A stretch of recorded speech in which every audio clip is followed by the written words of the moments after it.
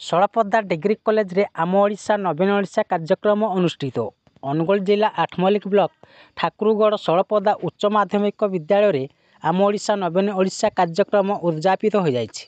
एथिरे अनुगोल जिला परिषद अध्यक्षा बबिता प्रधान, मुख्य अतिथि आठमल्लिक उपजिलापाल डॉक्टर जितेंद्र पात्र, सम्मानित अतिथि आठमल्लिक ब्लॉक अध्यक्ष दुशासन राउल, कॉलेज अध्यापिका प्रतिमा बाघ तत्वावधान में जोग देइथिबा बेले षोलपदा डिग्री महाविद्यालयर ओडिया अध्यापिका कल्याणी रूपा मिश्र मंच परिचालना करथिले।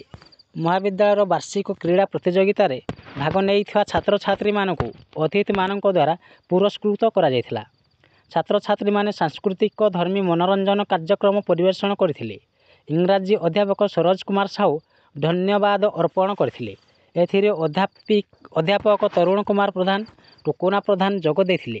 वार्षिक क्रीड़ा उत्सव नवीन ओडिशा कार्यक्रम उद्यापित हो जाइछि। कॉलेज अध्यक्षा भित्तिभूमिर उन्नति निमंते अतिथि मानकु निवेदन करथिले। अनुगोल जिल्लारू स्वतंत्र प्रतिनिधि गोविंद चंद्र नायक रिपोर्ट, न्यूज ओडिशा टीवी।